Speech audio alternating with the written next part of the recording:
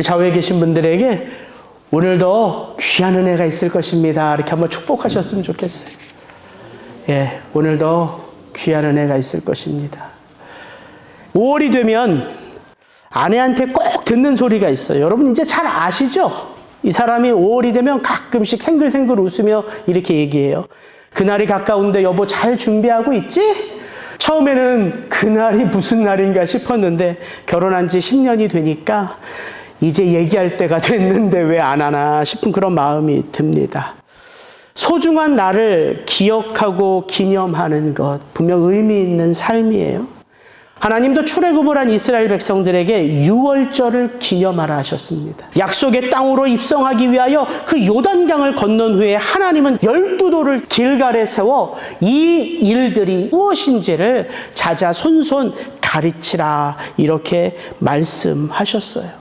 오늘 저와 여러분이 읽은 이 본문에 등장하는 한나 역시 바로 이 사건, 이 일을 꼭 기억하고 싶었던 것 같아요.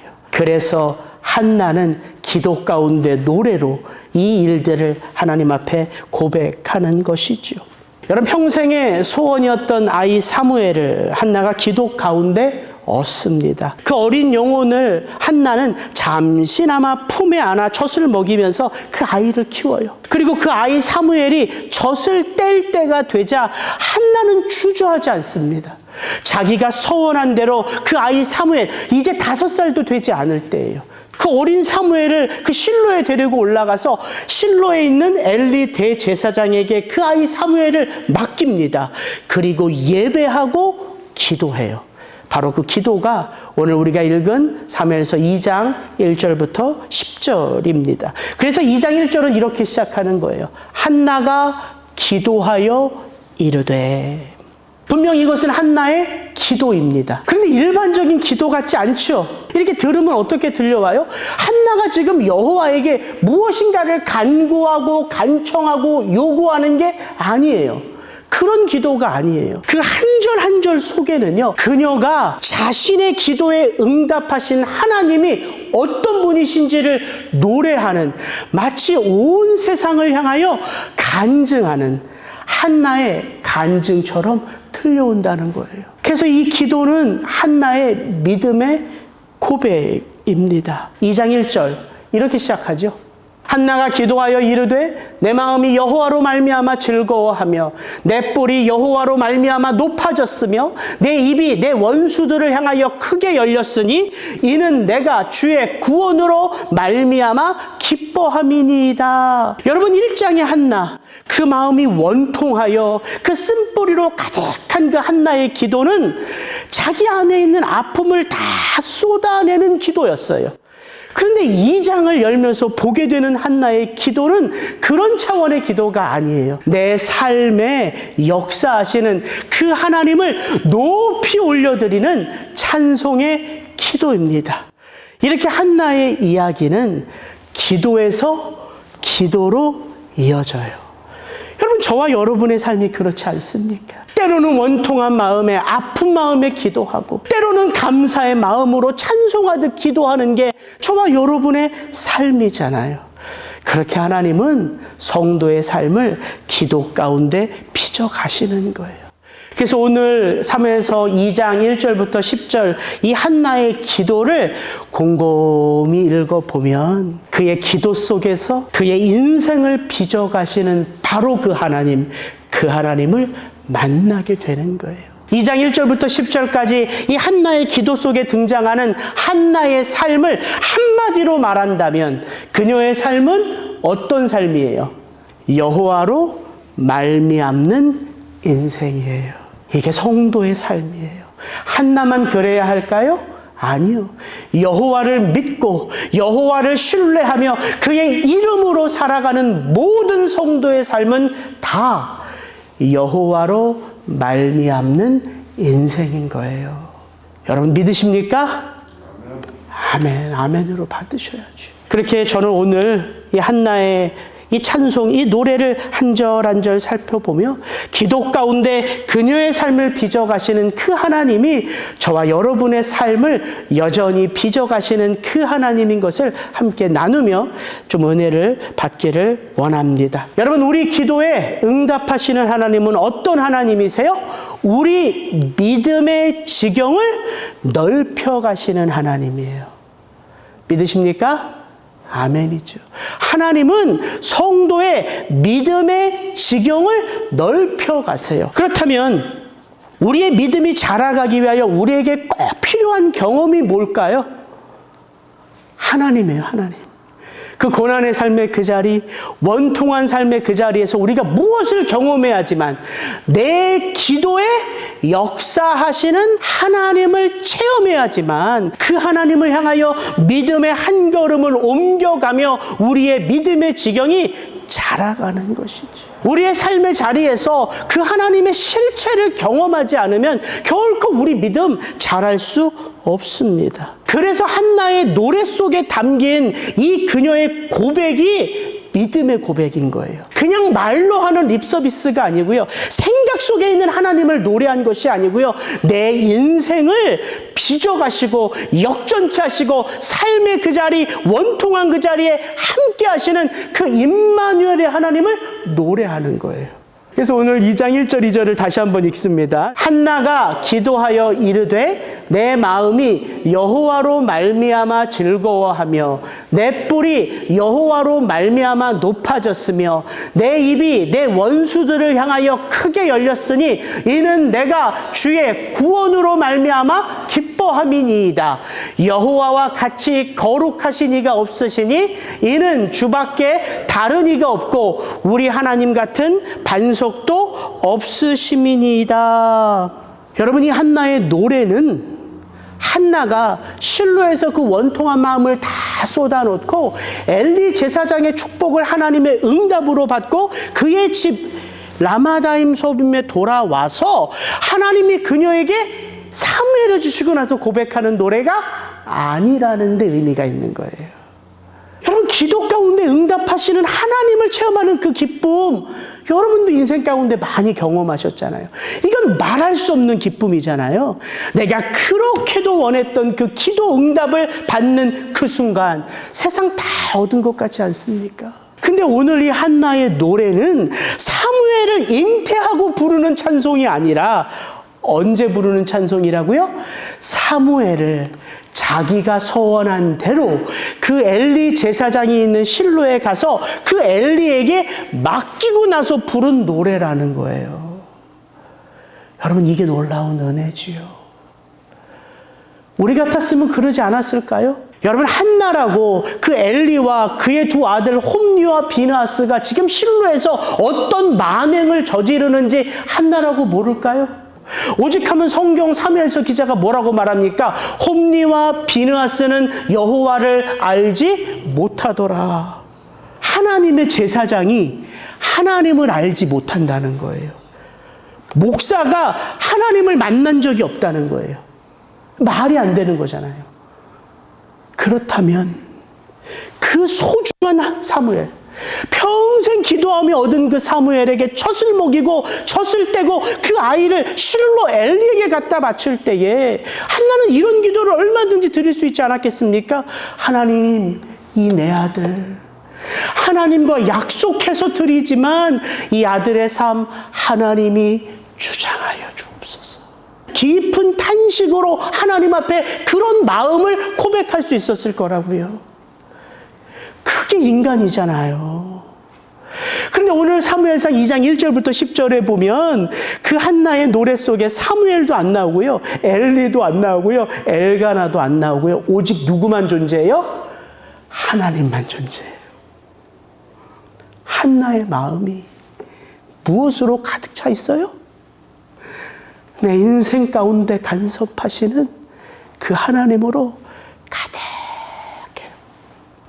이게 여호와로 말미암는 인생이에요.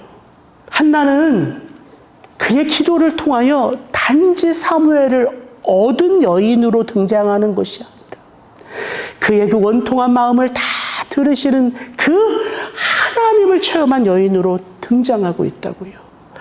여러분, 하나님이 나의 삶 속에 간섭하고 계세요. 하나님이 나의 원통한 삶을 바라보고 계세요. 하나님이 나의 말을 주목해서 보고 계세요. 하나님이 나의 행동을 공평한 저울에 담아 나의 삶을 판단하고 계세요. 한나가 체험한 것은 기도 응답이 아니라 나의 삶 속에 함께 하시는 여호와 하나님이라고요.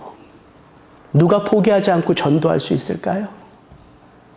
그 하나님을 체험한 사람이에요. 누가 고난 속에서도 그 예배의 자리를 포기하지 않고 꾸역꾸역 아픈 마음을 이끌고 그 예배의 자리로 나아갈까요? 누가 하나님 앞에 서는 것이 마치 허공을 향하여 벽을 향하여 얘기하는 것처럼 답답한 마음의 심정인데 누가 그래도 그 기도의 자리를 포기하지 않고 그 기도의 자리에 나아가 하나님의 이름을 부를까요? 첫째, 하나님을 체험한 자. 둘째, 어떻게 하든지 하나님을 체험하기를 원하는 자. 그 영혼의 삶 속에 하나님은 이미 함께 하세요. 여러분, 이 말씀을 한번 들어보세요.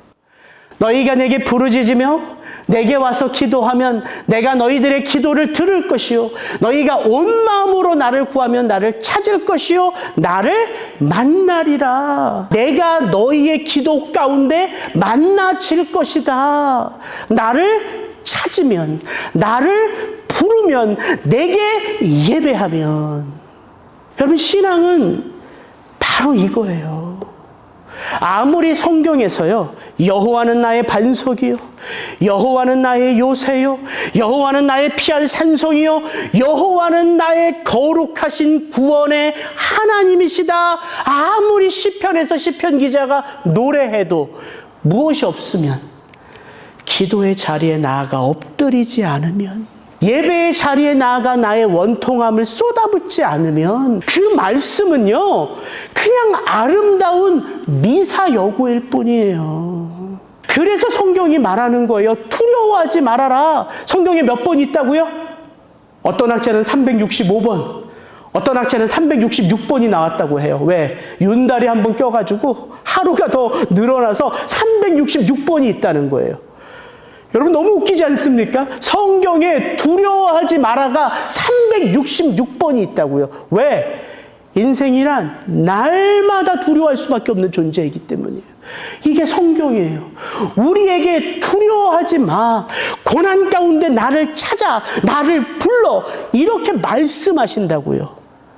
누가? 하나님이. 여러분, 성경은 그냥 설교나 듣고 내가 집에 앉아가지고 읽으면서 그렇게 성경 속에서 만나는 하나님의 이야기가 아닙니다. 내 삶의 그 자리에서 내 원통한 삶의 그 모든 것을 나와 함께 하시며 내 눈물을 닦아주시는 그 하나님을 체험하는 살아있는 하나님의 말씀인 거예요. 그래서 우리는 사무엘서 2장 1절부터 10절까지 이 한나의 이야기를, 한나의 기도를, 노래를 들으면요, 한 여인의 지극히 개인적인 체험이 온 세상 가운데에 하나님의 하나님 되심을 선포하는 하나님의 역사를 드러내는 간증으로 우리는 읽을 수가 있는 거예요. 하나님은 오늘도 그렇게 그 하나님을 내 삶의 자리에서 체험하는 한 영혼 한 영혼의 삶을 통하여 인간의 역사 가운데 하나님을 드러내세요. 그래서 성경은 우리에게 격려하는 거예요. 은혜의 보좌 앞에 담대히 나아갈지어다. 왜요? 그 자리가 바로 하나님이 나를 만나주시는 자리이기 때문에. 혹시 오늘도 예배 가운데 원통한 마음으로 이 예배의 자리에 나오신 분이 있다면, 오늘도 늘 주일이면 나가는 습관을 따라 이 예배 자리에 나왔지만 내 삶에 의미 없이 반복되는 것 같은 무료함 때문에 그 마음이 답답하신 분들이 있다면, 여러분, 이 예배의 자리가 하나님이 그 예배를 포기하지 않는 한나의 마음을 만져주셔서 그녀로 하여금 그 예배의 자리에서 일어나 하나님 앞에 내 모든 문제를 내어 쏟게 만들어 주신 그 만져주심의 역사가 여러분에게도 임하기를 주의 이름으로 축복합니다. 그렇게 하나님은 우리의 원통한 마음을 만져주시는 거예요. 그렇게 성령 하나님은 우리의 아픈 마음을, 우리의 무료한 마음을, 답답한 마음을 어루만져 주시는 거예요. 그리고 그 마음 가운데 하나님이 어떤 분이신지를 채워가시는 거예요.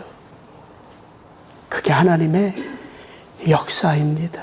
그래서 여러분 이 말씀 두 구절을 마음에 새기시고 여러분의 것으로 만들어 가시기를 축복합니다. 아버지께서는 자기에게 이렇게 예배하는 자들을 찾으시느니라. 여호와의 눈은 온 땅을 두루 감찰하사 전심으로 자기에게 행하는 자들을 위하여 능력을 베푸시나니. 하나님은 여전히 어떤 자를 찾으신다고요? 나의 기도를, 나의 예배를 정말 진지한 마음에 담아 그 하나님 앞에 올려드리는 바로 그 예배자를 찾으신다는 사실이에요.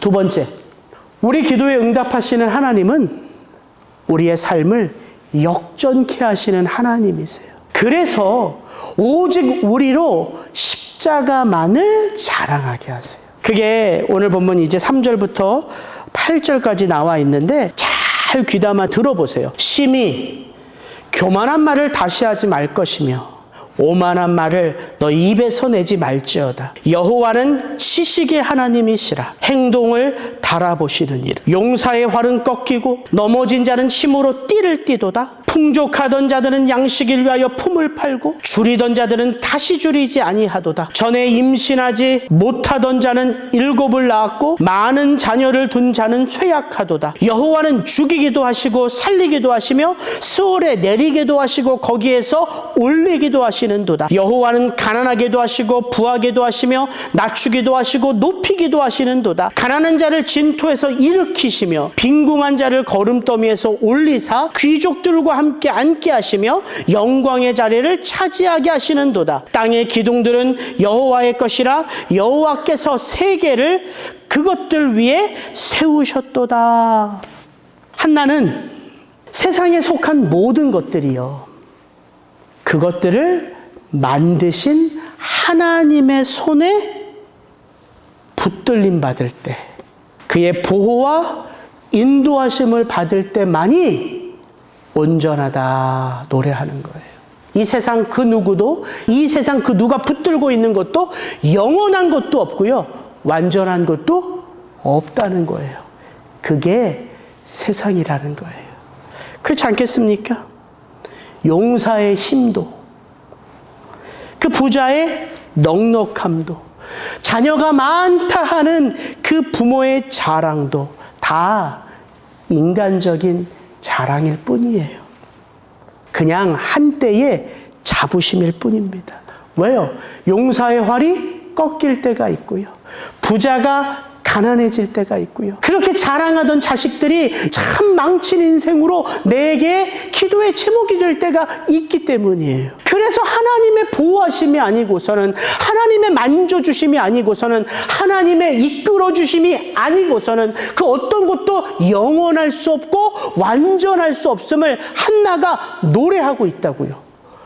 그 에브라임 산지 라마다임 소빔의 그 촌구석에 있는 한 여인이 온 세상 다스리고 통치하시는 가장 크신 분이 누구인지를 완전하게 체험한 거예요. 여러분, 이게 기도의 역사입니다. 이게 하나님을 체험하는 자의 능력이에요. 그러므로 하나님께서는 이 세상 가운데 누구를 통하여 일하실까요?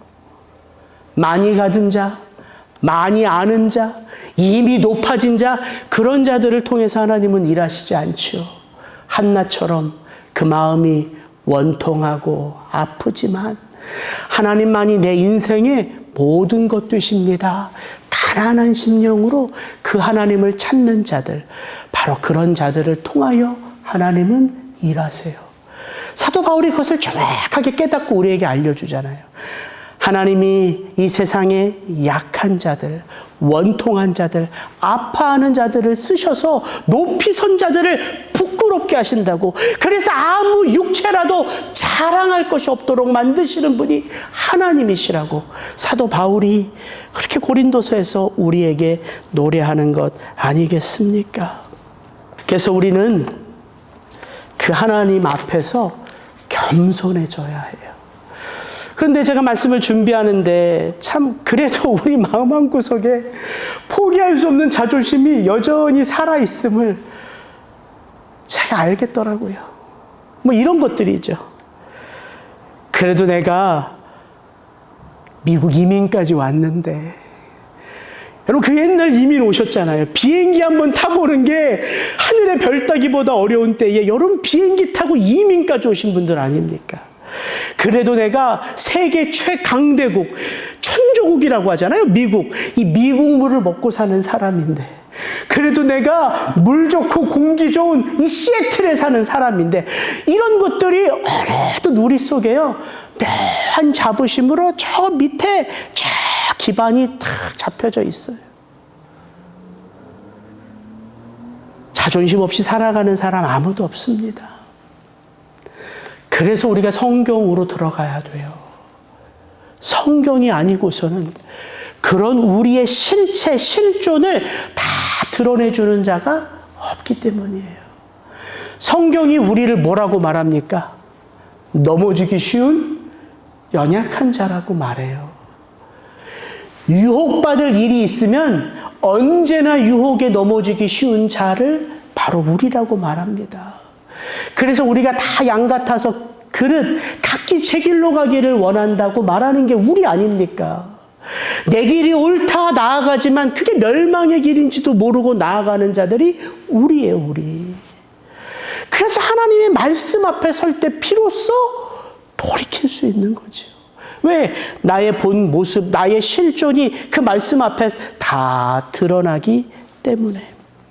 그래서 저는 한나의 노래한 이 2장 3절이 저는 마음에 깊이 와닿아요. 심히 교만한 말을 다시 하지 말 것이며 오만한 말을 너희의 입에서 내지 말지어다. 여호와는 지식의 하나님이시라 행동을 달아 보시느니라. 저 말씀이 언제 많이 느껴지냐면요, 마치 내가 하나님을 다 아는 것처럼, 마치 내가 하나님의 모든 것을 다 경험한 것처럼 이 단에 올라오면 그렇게 될 때가 있어요. 그렇게 침을 튀겨가면서 그렇게 막 하나님을 자랑하고서 이렇게 내려가서 저기 앞에 앉으면요, 식은땀이 비오듯 해요. 내가 한 말에 1000분의 1, 10,000분의 1도 그렇게 살지 못하면서, 야, 어떻게 너는 용기도 가상하다, 그렇게 설교하고 내려올 수 있나. 그럴 때마다 정말 설교가 너무너무 하기 싫어요. 그래서 정말 저 말씀이 너무 마음에 와닿아요. 하나님은 우리의 말을 보신다고요? 아니요. 그 말 속에 담긴 우리의 마음을 보신다고요. 그 말을 따라 행동하는 우리의 삶을 보신다고요. 그래서 성경은 말하는 거예요. 하나님은 우리의 인생을 공평한 저울에 달아서 보신다는 거예요. 그래서 두려워할 수밖에 없는 하나님이신 거죠. 그때마다 하나님을 설교한다고요? 아니요. 내가 하나님을 믿고 있는 것도 말하고 싶지 않아요. 내가 목사라는 것도 밝히고 싶지 않아요. 정말 저 구석에 조용히 숨죽이면서 살고 싶을 때가 너무 많다고요. 여러분의 인생도 그렇지 않습니까? 10년, 20년 신앙생활한 게 아니라 40년, 50년 그 하나님의 말씀과 벗삼아 믿음의 길을 걷는다 하는데, 그 작은 일 앞에서 요동하는 그 마음이 드러날 때마다 내 믿음은 도대체 뭐지? 내가 믿어왔던 하나님은 도대체 뭐지? 이럴 때가 있지 않습니까? 정말 아무것도 아닌 일인데요, 막 그냥 제가 우리 다은이한테 그냥 막 쏟아부을 때가 있어요. 그럼 얘가 울거든요. 그러면 또 운다고 또 제가 막 쏟아부어요. 저희 와이프가 그런 저를 보면서 당신 목소리가 올라가니까 애가 울 수밖에 없지 여보. 이게 뭐라고 그렇게 소리를 질러요. 이렇게 한마디를 하더라고요. 당신 요즘 갱년기인가 봐. 그 마음이 저를 쫙 녹였어요. 만약에 아내가 목사로서 어떻게 그렇게 살아? 이렇게 나왔으면 아마 대판 싸웠을 거예요. 여보, 당신도 이제 50대니까 갱년기인가 봐. 좀 다스려. 이렇게 오히려 여유 있게 한마디 해주는 말이요. 저는 정말 성령님의 음성처럼 들려왔어요. 근데 그게 인생 아닙니까? 저만 그렇게 미친놈처럼 행동해요? 여러분의 삶 속에는 그런 일이 없습니까? 그게 인생이라고요. 그게 나라고요. 그래서 제가 한 가지 너무 분명하게 여러분에게 나눌 게 있더라고요. 소망은 내게 있는 것이 아니라 하나님에게 있어요. 그래서 바울은 우리 하나님을 어떤 하나님이라고 부른다고요? 소망의 하나님이 이렇게 불러요. 그 하나님이 소망의 하나님이세요. 내가 바라보는 내 아들, 딸이 얼마나 연약하고 부족한지를 그 하나님이 모르시는 아버지가 아니라는데 위로가 있는 거예요. 그래서 저도 그렇고 여러분도 그렇고 그냥 그렇게 부끄러움으로 한없이 그 자리에 엎드려서 울기만 하고 있을 필요가 없다고요. 왜? 소망은 내게 있는 것이 원래부터 아니니까. 소망은 하나님에게 있으니까. 이런 나의 연약하고 부족함을 그 소망의 아버지니까 포기하지 않고 붙들어 주시고 간섭하시고 함께 하시니까 거기에 소망이 있는 거 아닙니까? 그래서 히브리서 기자는 말합니다. 우리의 인생이 요동하는 것처럼 보여도 우리 안에 거하시는 예수 그리스도는 우리의 영혼의 닷 같아서. 저는 이 표현이 너무 좋아요. 우리 주 예수 그리스도가 우리 인생의 영혼의 닷이라는 거예요. 여러분, 부두에 정박되어 있는 그 많은 배들이요, 풍랑이 일면요 요동하잖아요. 이리 흔들리고 저들이 흔들리고 뒤집힐 것 같잖아요. 그런데 그 부두의 배가 그 부두에서 떠내려가지 않아요. 왜요? 저 밑바닥에 무엇이 내려져 있기에? 닻이 내려져 있기에. 그게 성도의 삶이고요. 그게 여호와로 말미암는 인생이라는 거예요. 저와 여러분을 향한 하나님의 소망이요, 우리의 선한 행동으로 기인할까요? 아니에요. 우리가 죄인 되었을 때부터예요. 하나님은 자기 이름을 위하여 우리를 의의 길로 인도하신다. 다윗이 노래하지 않습니까? 그래서 소망을 품을 수 있는 거예요. 하나님, 또 실족했습니다. 하나님, 또 넘어졌습니다. 그러나 하나님이 내 인생 역전케 하시는 하나님이신 것을 믿기에, 하나님, 또다시 나의 연약함 하나님의 은혜 가운데 덮어주시고, 오늘도 하나님 안에서 살아가는 인생이 되게 하여 주옵소서. 이렇게 그 하나님 앞에 기도할 수 있는 것입니다. 여러분, 여러분의 부족함이 드러날 때마다 참 낙심이 되고 마음이 찢어질 것 같고 아프잖아요. 그런데 성경은 오히려 그때가 바로 하나님을 더 깊이, 더 온전히, 더 완전히 만날 수 있는 은혜의 때라 이야기하고 있다는 거예요. 여러분, 그게 가난한 심령이에요. 그래서 하나님 앞에 나와 말을 많이 하려 할 필요가 없는 거지. 그냥 그 하나님 앞에 오늘도 나의 허물이 드러나 하나님 부끄럽고 추하고 죄송합니다. 그러나 이런 나를 만져주시는 하나님의 은혜 속에 내가 거하기를 원합니다. 그 마음을 하나님 앞에 그대로 내어드릴 때에 아마 하나님이 이전과는 다른 특별한 하나님의 만져주심을 바로 그 자리에서 체험케 하실 것을 믿습니다. 여러분, 그렇게 우리는 여호와로 말미암는 인생이 되어가는 거예요.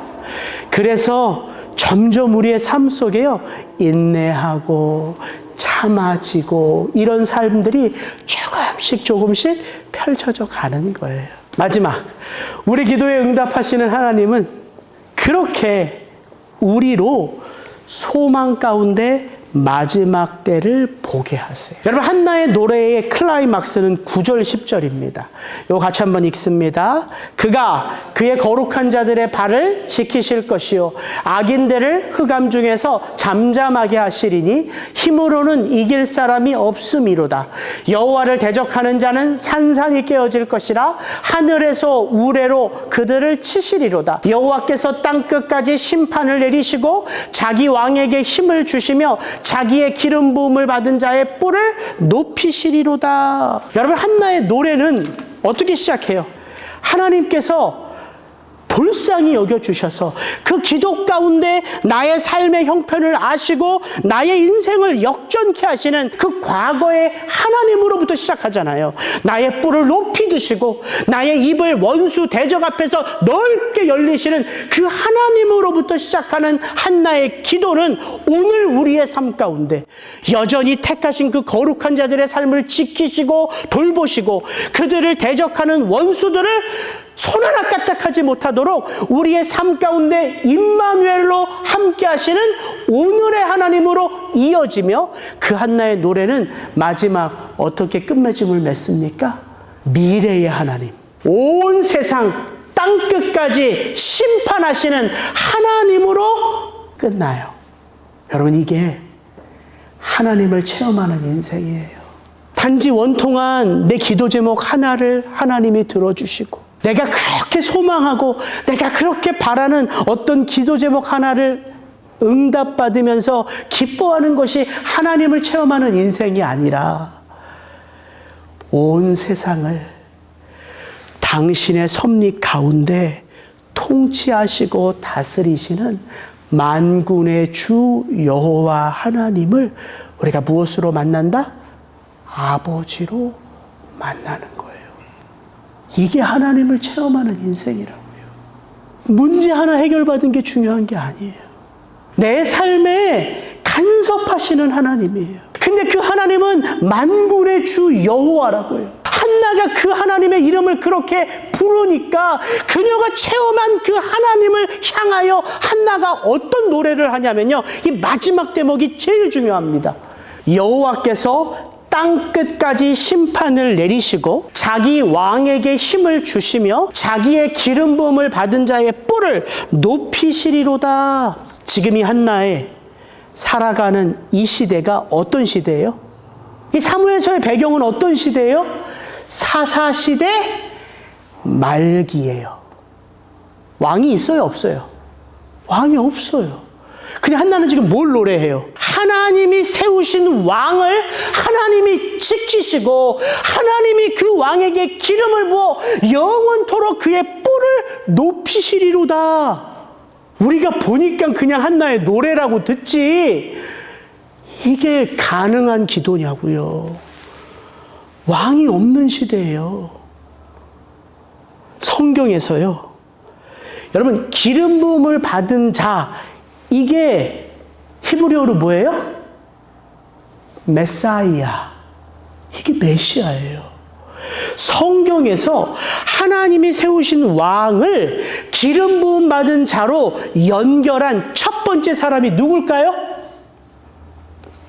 한나예요, 한나. 그 어떤 선지자가 아니에요. 왕이 기름 부음 받은 바로 그 메시아임을 유일하게 가장 먼저 노래하고 고백하고 기도했던 자가 원통한 마음으로 하나님 앞에 나와 기도했던 한 여인 한나라는 거예요. 한나는 이렇게 노래했어요. 그런데 한나가 자기 아들 사무엘이 왕이 되는 사울을 기름 붓고 왕이 되는 다윗을 기름 붓고 수천 년이 지난 다음에 한 여인의 후손으로 메시아가 이 땅에 그리스도로 올 것을 한나가 다 알고 노래했을까요? 아니요. 한나는 아무것도 몰랐을 거라고요. 근데 한나는 노래했다고요. 이게 뭘 말합니까?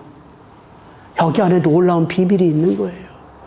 여러분, 우리는 언제만 살아요?